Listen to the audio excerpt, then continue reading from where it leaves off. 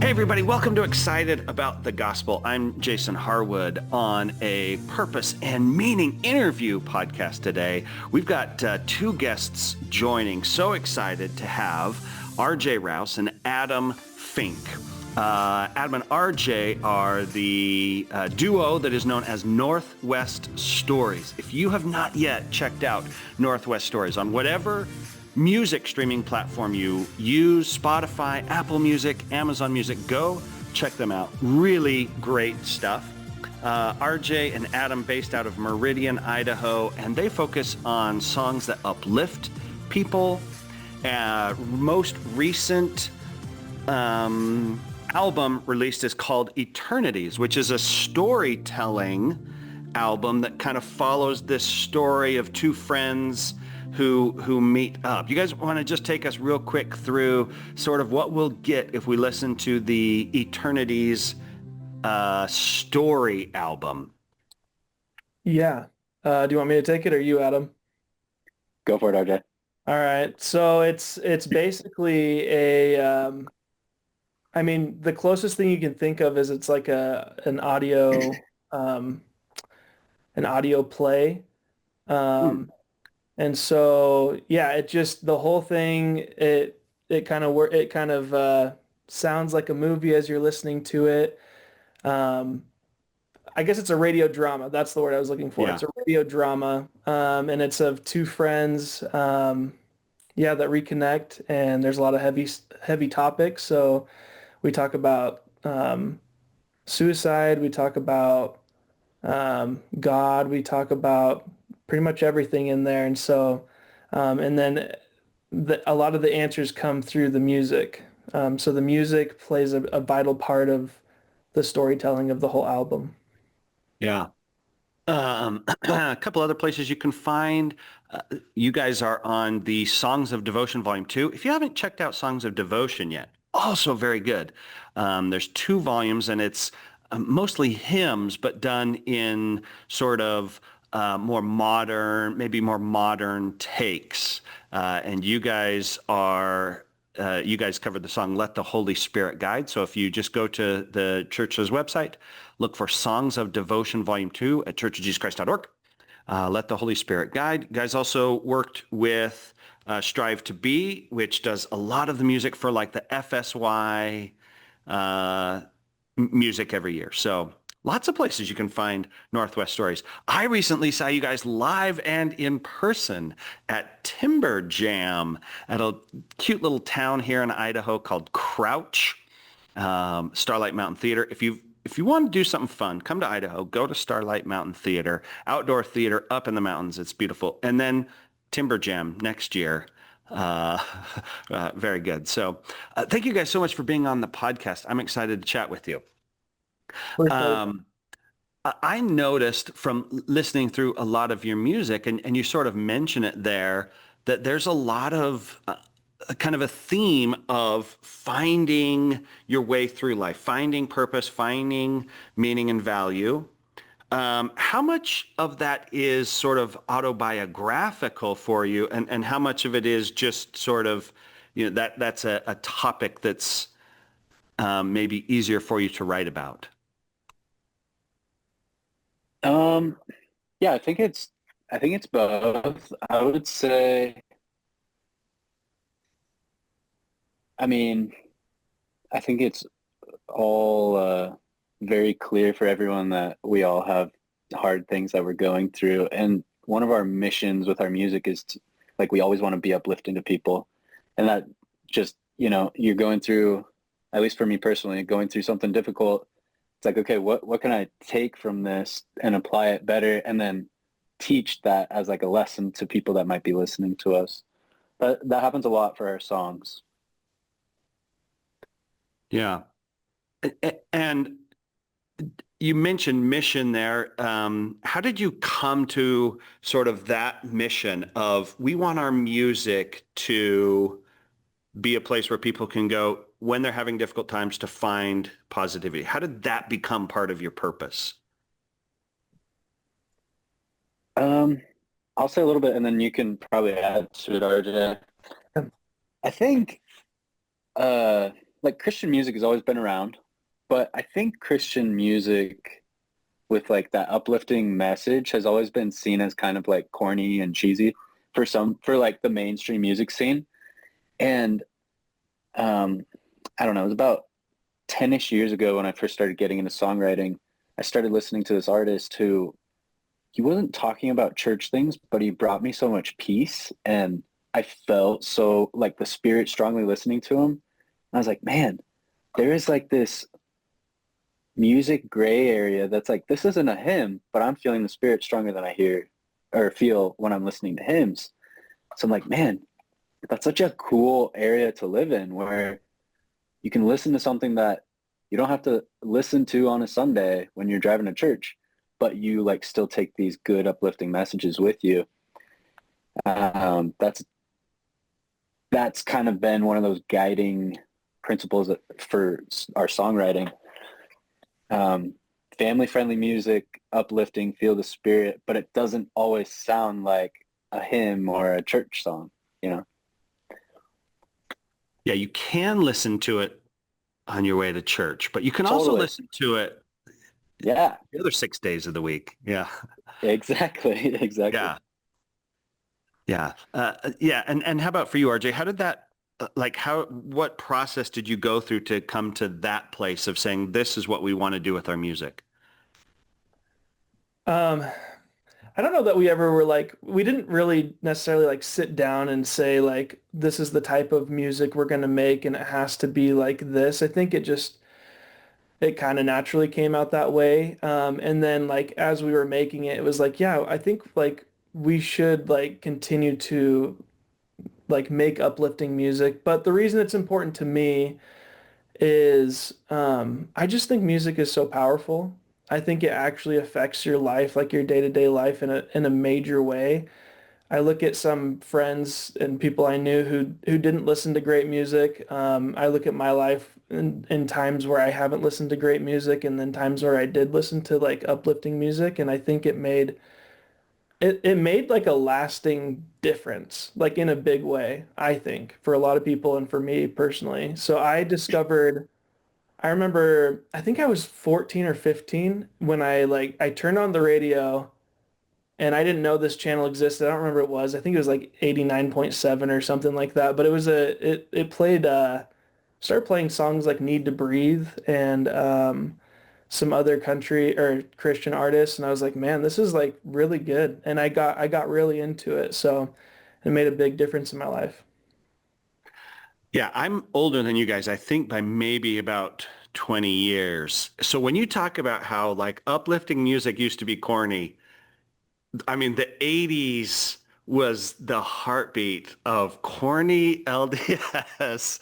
Like, yeah, maybe you've heard from your parents some of the classics from the 80s of yeah, corny church music. So I'm glad that we've progressed from there. RJ was 14. Was that kind of the place where you're like, where you wanted to start making music, or was music already a big part of your life at that point? It was already a big part of my life. It's kind of funny. I think when I was like between like 6 or 8, I don't really remember. We had a piano and I started like really getting into it and like hearing songs that like on the radio or on TV and trying to play it. And then I remember asking my parents, I was like, can I take piano lessons? And then I started taking piano lessons, and it was yeah, long story short, kind of fell out of love with music a little bit because of piano lessons, and I don't know, it just wasn't like what I was into, was learning other people's music. And so, but then You feel your love for music like having to take piano lessons? I quit piano slash got fired from piano lessons by my music teacher. Um, and then I started getting back into like making music again. And that was about 13, 14. So Hmm. So even if like a traditional path doesn't necessarily align with your purpose and vision, you can find a way to kind of maybe take an alternate path or do other things. yeah. Um, Adam, you and RJ both parents. but you have this amazing gift, this talent and passion. How do you balance out the purpose that you have in creating music versus all the other responsibilities and areas of demands on your time that are also present as young parents, husbands, serving in the church, that type of thing? Yeah, it's definitely, you gotta be able to, like we wear so many different hats, especially as independent artists and like as a dad, as all these things. You wear so many hats. Like it's been a big adjustment because like RJ and I started Northwest Stories. We didn't know where it would go, and it's come way further than I think either of us ever expected. And to say that like this is part of what we do for a living is just like holy cow. So it's, at least for me, it's like 9 to 5. You're really like locking in. My daughter's in kindergarten now, so she's not home as much, which makes it a little easier to, when she gets home, it's like, okay, that's like the end of the workday. She gets home, I can focus on being a dad and those responsibilities. I mean, I'm still learning. It's tricky because it's really hard to shut the songwriting side of me off. It kind of consumes my thoughts most of the time. Always thinking of new ideas for songs and whatnot.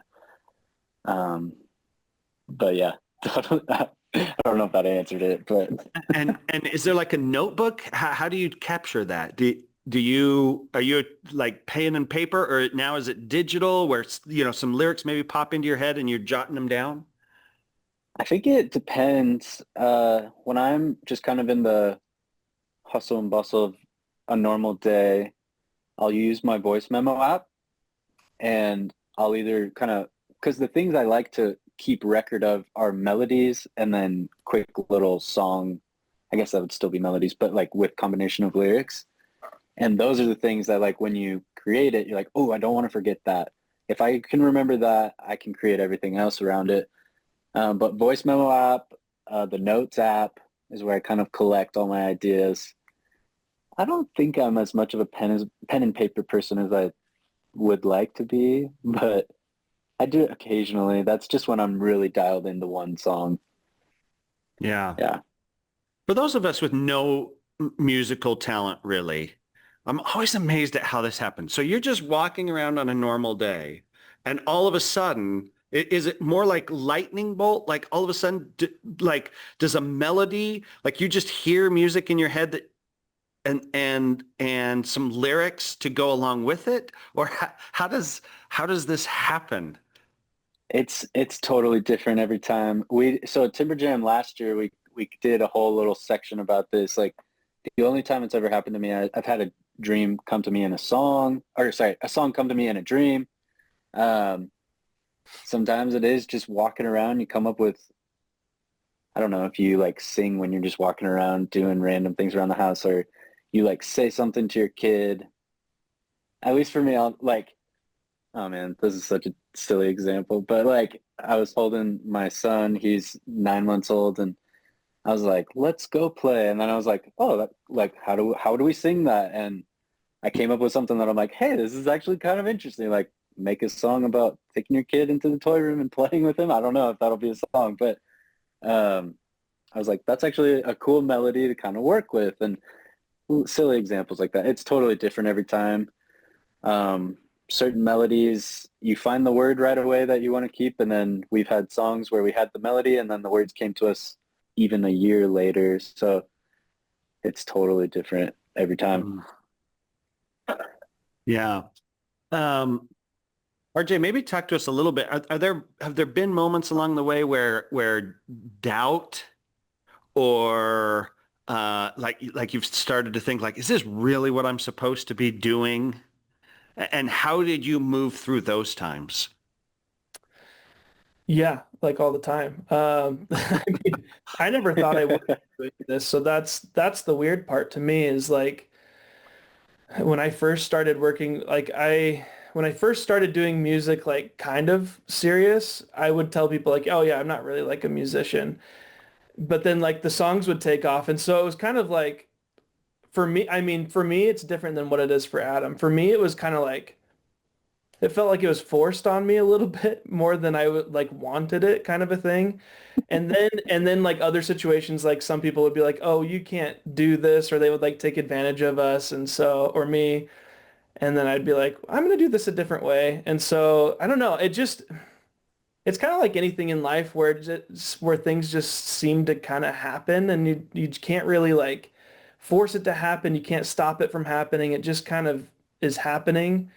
Um, but yeah, I mean, I don't want it to stop or anything like that. But as far as doubt, I guess I don't really worry about doubt because we're already like I'm just kind of I feel like I'm along for the ride a little bit, and so I'm not like doubting or scared. Like if we stop doing music, okay.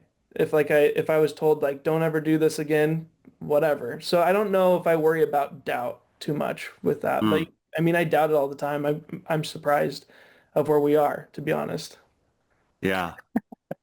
I mentioned you guys when we talked before, it was so fun being at your concert and you guys would announce what song you were playing next. And there'd be these kind of young, almost preteen girls who would, oh my gosh, I love that one. And yeah, such fun feedback, I'm sure, to hear people like know and appreciate and like the music that you've created. Yeah, it is. It is wild. I remember last year at the concert, we heard people when we announced one of our songs are like, "Oh, I love this song." Like we audibly heard the crowd, and I remember Adam was like, "You guys know this song?" It was funny. Yeah, yeah, we've been listening. Yeah. Um, I mean, I guess we shouldn't be surprised. We do have a lot of monthly listeners, but like it doesn't seem like they're real sometimes, so it's kind of Right. it's weird. it is strange when somebody walks up to you and acknowledges, hey, I've been listening to you or Yeah. something, and all of a sudden you're like, oh my gosh, putting a face to somebody who, yeah, you've just seen as a number. Um, for you guys, what role has maybe direction from the Spirit or direction from God or your relationship with God? What role has that played in identifying the purpose that you find in your music, or maybe even the direction that you've taken with your music? We just had a recent one, Adam, if you want to go for that. Which one? We were just talking about it yesterday of I like the don't remember. direction we should go with our music. Yeah. Um, I can say I can tell that one. I also have another one that kind of popped in my head, but um, you're talking about like what our next song should feel and be about. Yeah, just how you feel. Um, so kind of like the songwriting process. A lot of the times I like to work in like, okay, what are we going for right now? Do we want upbeat songs or do we need more like mellow songs? And I just kind of try to like switch my brain to like really focus in on those themes and topics. And recently I've been really trying, like typically we have a plan of what's coming next. We're really good about like planning out what our next steps as a business, as a band, looks like. And after Timber Jam, we don't really have anything. We're kind of just, we can just put out some music and just like RJ's about to have a baby. So it's like, let's just relax. Like we've done a lot of work this year. And, but leading up to Timber Jam, I started feeling, I was like, man, we really need to just make songs that are light and happy and that tell people how much God loves them and just help people realize like that there is a creator and he loves you so much. And it was kind of one of those things where it's like, I don't really know why, but and then all the crazy things started happening a couple weeks ago with the lady on the bus and with Charlie and that whole crazy week we had. And just President Nelson's message about being a peacemaker, and it started to become more clear. It's like we've gone through we just released an album that touches on very serious topics. All the songs are very serious. And now we just feel like, man, we just need joy. We just need to help people recognize the blessings in their lives and make sure they know that they are loved by us around them and by their Heavenly Father. So that's one example of like, we don't know where that's going to lead us because we're currently in that. Like, that's us. We're just starting in that path. Now that Timber Jam's over, it's okay. We're into that next phase of like, we have a bunch of songs we're working on, but it's, I don't know if all of them fall under that super happy, light. I tend to write a lot of serious songs. So we're in the middle of that one. Another example, and I'll try to keep it brief. I know I'm kind of talking a lot. A lot of times for me, people have been put in my life and I know their promptings, but I can't explain it because it's more just like this person pops in my head so much. And RJ was actually an example of that. When I moved out to Meridian, I didn't know RJ yet. We hadn't met, but we had like been familiar with each other. And he was one of the people that it was like, reach out to this guy, reach out to this guy. I don't know why, but I'm going to reach out to this guy. And now it's led to all of this for Northwest Stories, which is just insane. But last year I felt very prompted to reach out to one of our friends named Derek. I did not know who he was. Somehow we were Facebook friends, but I don't know how. And he was the person who wrote the dialogue parts of Eternities.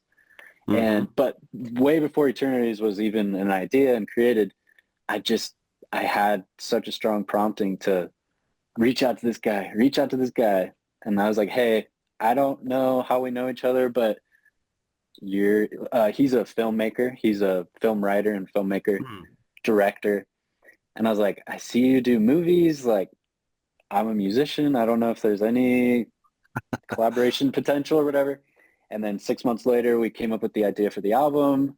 We started working on it with him. A year later, we released it. And we're still also kind of in the middle of seeing what that leads to. But so far, it's led to a lot of people sharing beautiful experiences they've had with our album Eternities and saying how much it's helped them and everything like that. So those are a couple examples. Sorry, I talked a lot. RJ, you can give some examples too if you want. just to go along with that. I don't think we've ever had like, I don't think we've ever been like guided so clearly as like, here's the whole picture. This is how it's going to lay out. It's always just been like one very small step at a time. And that, even if it's like one step at a time, like that's like, to us, that's like a lightning bolt moment for us. Usually it's just like, we just kind of go and we're like, wow, this was crazy. Like that was the exact direction we were supposed to go.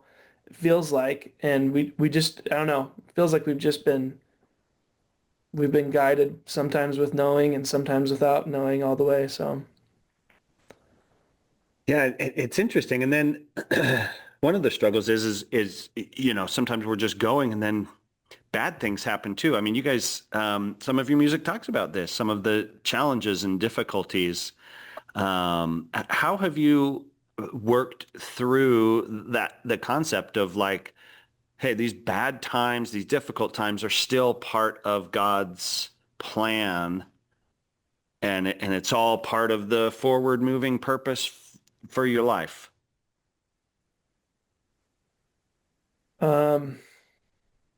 Yeah, I mean, some things I think are just, some bad things I think happen just because, like, for me personally, because I'm dumb. Like, for example, yesterday I ran out of gas on the road and I was at a turn light and I was stuck in the middle of the road for an hour.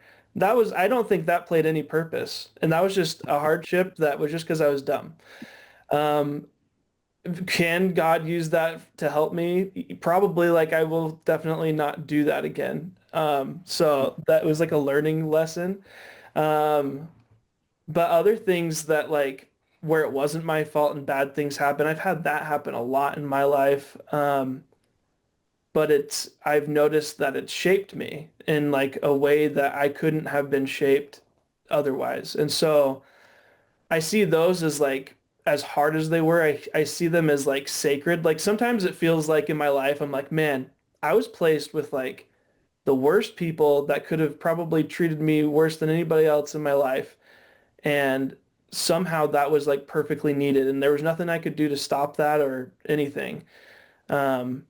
So I think like, I think I was able to gain some good attributes from that, whether it's just like feeling for the person who is like more downtrodden or, you know, doesn't have as much. I feel like I'm able to feel more for those people as a Mm. result of those experiences.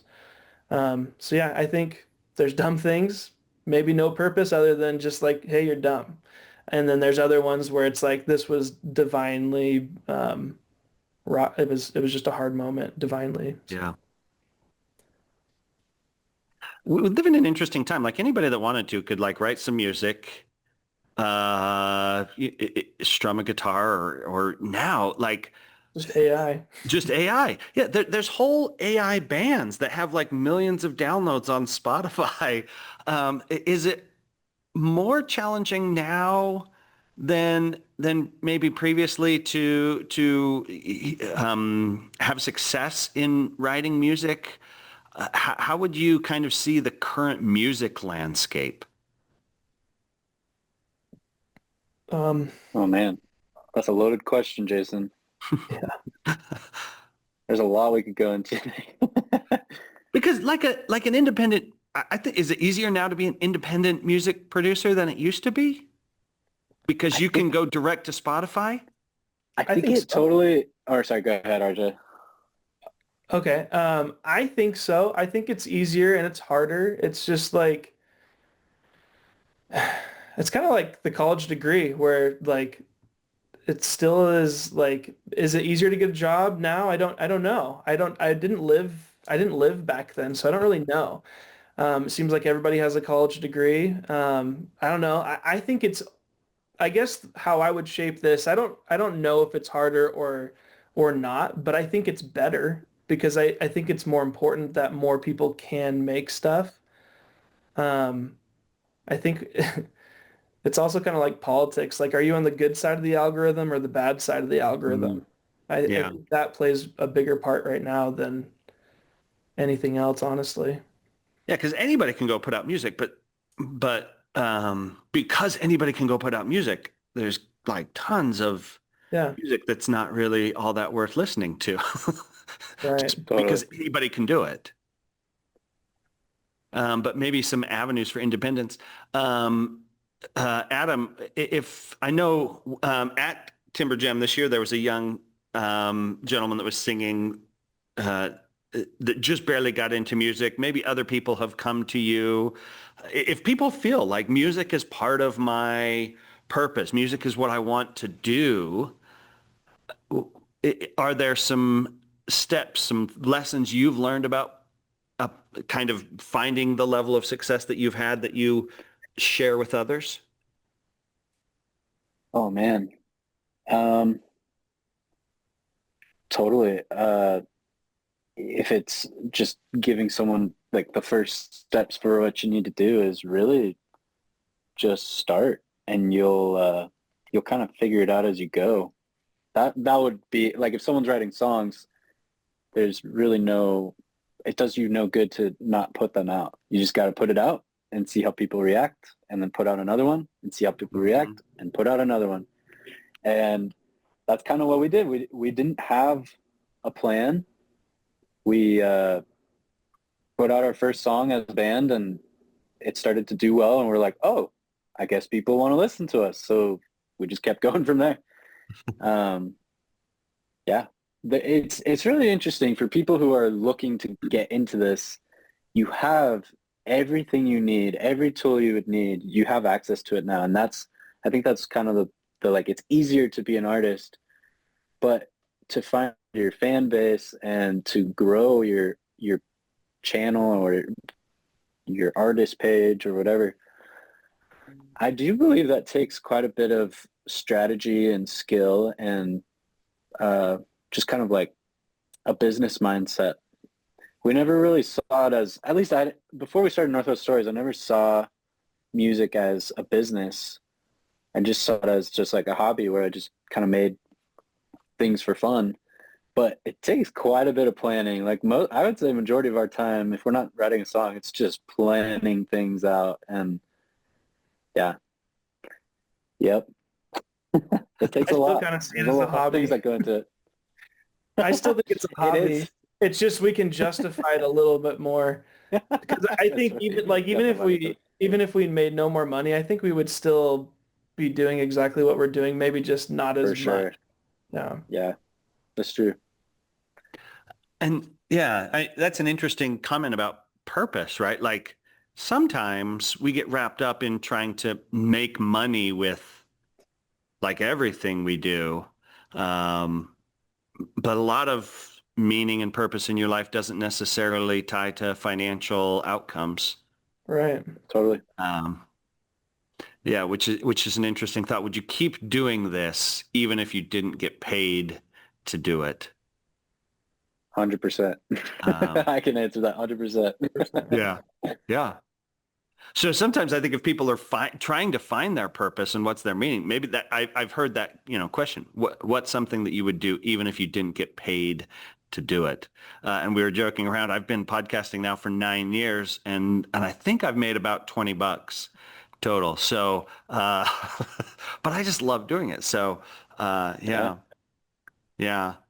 Um, is there somebody that you see in your past as instrumental in helping you find your purpose, find that love or that meaning that you have discovered? Who helped you along the way?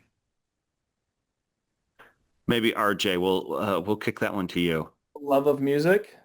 But yeah, and just this purpose of creating uplifting music. Oh man. I don't know. My journey is a little bit different than Adam's, so it's like that's a hard one for me to answer. Like I feel like I feel like I don't know why I started or why I did it. I don't know if I like had like an inspiration. Like my mom, she liked music. My dad didn't really. My dad likes music. I always joke with him because he didn't really listen to music. And it's funny. My mom, she's deaf in one ear. That doesn't stop her from listening to music, but like it's I don't know. We weren't like a very musical family. My parents did buy us like my dad. Okay, actually, I take all of that back. If you could scrub that, because I should give my dad more credit. I'm remembering this story now. So I think I was 13 or 14. So I guess like right after I like got fired from piano lessons. My dad said he felt, I guess, prompted to just buy a bunch of music gear. Um, so I guess I should owe him a lot for that and my mom too. And that's when I started doing it. That's when I fell in love with it. It allowed me to escape. Um, I forgot what the question is, but I'm going to keep going with what I'm talking Love about. it. Okay. Yeah. So, because I think this is actually cool. So, because I'm just now realizing this in real time that this was actually, I think that was an important prompting that my dad listened to and my mom. So when I was 14, I was like, my whole life was baseball. Like that's all I wanted to do when I grew up was be a baseball player. And I got injured to the point where I was like, I couldn't play for like a year. And Mm, so the moment when my dad bought all this music gear, that's like when I was like, what am I going to do? And I turned to music. Uh, mm. so I guess that was the catalyst of that helped me get into music and get where I'm going. Yeah. Sorry, I forgot what You the mentioned it a question couple of times. I'm interested. And did your piano teacher literally tell you don't come back? Yeah. She said, I'll tell you the exact words. She said, both you and I know that you are not going to have a career in music and you're wasting your parents' money. I was like, I agree, 100%. Let's go. Have you contacted her recently? No, I don't want to have bad feelings with her because I No, agree I with would her. just say like, I hey, was like, look, yeah, look what happened. yeah, I thought about it, but we'll see. Was there a That's lack so of funny. practice? I mean, I'm just wondering, like were you Yeah, not? 100%. I learned early on that I could play music just by listening, but I was Mm, not good at reading music. And so my mm. sister was always like a couple songs ahead of me in our music lessons. And so I would just listen to her play it and I would remember it. And there was one practice. She was like, "Man, you keep missing this note." She's like, "Why do you keep missing this note?" And I was like, "I don't know." And she's like, "Can you read music?" I was like, "I think so." And she's like, "It doesn't look like you can read music." And so she's like, "Let me do a test." And she like went down a level and she's like, can you sight read this right now?" And I tried it, couldn't do it. And then she kept doing that. And I went down to the very beginner book and she's like, "You can't read music at all." I was like, "No, not really." I really can't. So then she's like, "You're wasting your parents' money." I was like, "Yeah, I actually felt really bad about it." I was like, I should have been better, but I mean, that's a very harsh standard though. Like if you're a kid taking piano lessons, like I mean, I was like 13. wasting money and not being a future musician, nobody would ever take piano lessons. I mean, It's all a waste of money. Well, I mean, it was she had a good point. She had a good point. I think I was wasting my parents' money at that point. of course. Yeah. If the like standard of not wasting money is that you're somehow going to become, Billy Joel, but yeah. All right. Well, I have a dream actually. My next child graduates high school this upcoming in 2026, and I have told myself once he graduates high school, then I'll only have two kids at home, and that's when I'm going to start taking piano lessons. So Nice. at 46, I'm going to start taking like, menial. We'll see how I do. We'll see how I do. I think I'm gonna start taking piano lessons again too. Me and Yeah. my sister have been talking about it See because if you now can I'm email teacher. interested. See if you like, I don't know. Wait, yeah. See if you can look her up. Yeah, I'll go back to her. Yeah. Yeah. Adam, how about you? Anybody in particular like stand out when you think somebody who's helped you find your purpose? Um, helped me find my purpose, like in music specifically, Yeah. right? Yeah. Yeah, it would definitely have to be my dad. Uh, Growing up, he was in bands and he just loves music. In fact, he was just telling me um, that I'm living what like a dream of his that he had, Mm. and he's like, I can't imagine like making a song that you actually put out, but then also having as many people as we have listening to us, like actually listening to that song. And I grew up watching him. So he was in a band, but he also wrote his own music. And I remember very vividly just watching him play the piano, but it would be songs that he made. And I remember that always kind of being like like you can just make a song on the piano. Um, and that was definitely, he didn't sing a bunch though. He didn't like write lyrics. So that is something that I kind of had to discover a little later on. But just the idea of always creating your own thing on the piano is always what I've been interested in doing, and that was because of him, for sure. Yeah. Interesting the impact that our parents can have and yeah how often we look at our kids and It's a they're little scary when you have kids. Everything I you do know will impact them. I know yeah I've had an opportunity to talk with counselors and things and have counseling opportunities and they talk about hey, about some of your experiences growing up and how that then shapes you even as an adult. And I'm in my 40s being shaped by things that happened Totally. and then I'm like, gosh, dang it. If my kids were sitting here talking about the things that happened when they were little that have shaped their, it is a daunting responsibility. Um, one last backward looking and then maybe forward looking. How has your direction for your life changed maybe over the last 5 years? Well, Yeah. music in a big way. Yeah. Yeah. I Because mean, that's because how long has Northwest Stories is about that old, right?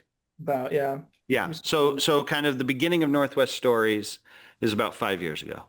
Yeah.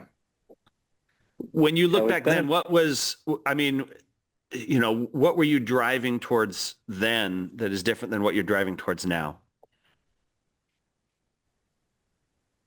Go for it, Adam. I think, oh man, I feel like it's about the same. I Yeah. mean, we kind of already went over this, but so right before I met RJ, we've been a band for close to 4 years, like since we started Northwest Stories officially. But since RJ and I have known each other, it's been closer to about 5 years. But before that, like I was still making music. You can find my own stuff. RJ has his own page. I have my own page. I have like 4 albums out before I met RJ. Mm. I just love making music so much. And I had just graduated from BYUI, moved out here right around the time the pandemic was going on. And I just remember getting out to I was like, okay, I'm going from Rexford to Boise. Like, this is a bigger town. What's the music scene like? Maybe I can kind of take the next step. Maybe I'll have to move down to Salt Lake or something where there's a bigger music scene or whatever. But just always songwriting, and the vision was always just I think before I met RJ, I think I had, and this is just a stat that's tracked on Spotify, so we don't know what it is on other streaming services. But for those of you who don't listen to music on Spotify, it tells you how many people listen to a band in in the past 28 days, so the past month. And my number before I met RJ was always around 500 to 1,000. That's how many people were listening to me consistently. And then, just to see, I feel like the drive is still there, but now we're up over 400,000 people. And it's like, okay, but the drive and the vision is still the same. It's like, just put out the best song you can that will help someone. I really don't know. I don't think there's really a difference besides just the experience we have with what we know that works versus what doesn't work for us in our genre and everything, and really just doing the same thing. Yeah. I love that. Staying consistent with your purpose and having a clear vision of where you want to go. Maybe RJ, looking forward, sometimes it's interesting, especially as you have kids, like when you start thinking about legacy and what you want to be remembered. Do you have a vision of how you want this to look as a legacy piece as you think about the next 20 years? Um, yes, but I want it to look like, and my answer is going to be different than Adam's. So just take our answers differently. But I don't care if anybody ever knows that I was a part of Northwest Stories or if they ever know our name. I just I if it helps people, it helps people, and I'm grateful for that, and I want it to help as many people as possible. So I guess the legacy would just be like, what's the best way we can get like mass impact? But I wouldn't say like music is like my number one goal in life. I think it's good to help other people, but like I know for a fact for me, the things that will bring me the most happiness and most fulfillment in my life will be like my family and like how I how I the relationships I build with my family and the people that just are close to me. And then third, I would say is just the people that I can reach that I don't really know or see, and hopefully I can see one day. But I would say that's like third. And I think I know if I mess that up, and it's going to be hard to like, it's going to be tempting to spend more time on music than like my immediate family and just the people that I serve within like my church. I think, I don't know. I think moving forward, that would be my legacy is I hope they look at number one and say I didn't like neglect anybody that was close to my life. Mm. because I think that's tempting, and I think it's hard, and I think we always want to go bigger than what we are, especially for me. I think that's a big temptation for me, is to go bigger than my immediate circle. So, Yeah. He sort of set you up there, Adam, because he's like, Adam's going to be totally I different know. than me. And What the I just heck? want to like love my family. sorry, but that not that part. It was more of just like, I think me and Adam's role in Northwest Stories is actually like, it's supposed to be different. And so that's where I approach it. Like, I think Adam is supposed to be like the face and the front, and like that is an important part of his story. But for me, it's I don't think it is. Mm, Like, he's the musician. He's the talented one of the group. Like, I don't bring forth like like, he writes most of the songs. He does most of the stuff. He was supposed to partner up with me for, a lot of the technical stuff and maybe some other things, but like Adam's purpose is different than mine when it mm. comes to Northwest Stories. So it's just, that's when I say that, that's why. Not because I think he's a terrible garbage human being or anything like that. Let me just put it on the record. I love my family. Yeah, sorry. I thought we were talking about music only. Okay. No, it's really interesting. I mean, legacy is such a cool like thing to think about, especially just RJ and I talk about this a lot, but like, from the surface, RJ and I are just two dads. We got a couple kids. We both have jobs. But like on a Friday night in September, their kids get to go watch their dad be rock stars for a night where like everyone is there to see them. And it's like, who like does that's not very common unless you're a musician. But like legacy, I mean, they don't have to, but just seeing my kids enjoy what I enjoy doing, like I'll Mm. be playing music in the studio and they just come in and they want to jam with me.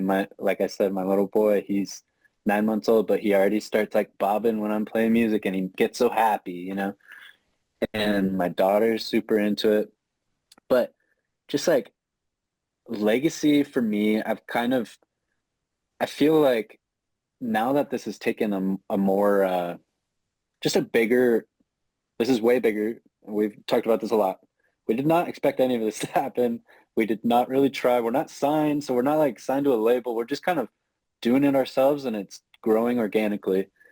But I feel like as an artist, as a songwriter, I want to get as good as I can be. And so my goal is part of my legacy, but outside of being known as a great father and husband and friend, I want to be known as a good songwriter that, like RJ said, has impact, but like to be able to write something that helps someone just feels so cool. My patriarchal blessing plays a lot of my story. And like the very first thing it says, and maybe this says in a bunch of people, but it says, Heavenly Father is aware of your talents and your abilities. And it's like, we got to use those talents. And I just want to maximize mine. And I do want to be known. When people talk about songwriters, it's like Paul Simon, Paul McCartney, John Lennon. I mean, I don't expect my name to be in that conversation, but like, I do want to be known as this creative person who I do want to leave that as part of my legacy. I think that would be really, really cool because I love it so much. I want to be remembered for my passions as well. Yeah. Yeah. Love it. I've been talking with RJ and Adam, Northwest Stories. Check them out on Spotify, Apple Music, Amazon Music, wherever you get your music. Also, music videos on YouTube. Their latest album, Eternities, is really great. Some fantastic music. And you can listen to it all 7 days of the week. Amen. I mean, we strongly encourage you to do so. Just create a whole playlist of Northwest Stories and listen to it every day. Absolutely. Adam, RJ, it's been great having you. Some powerful insights on finding meaning and purpose in our life. Thanks so much for being on the podcast. Thank you, Jason.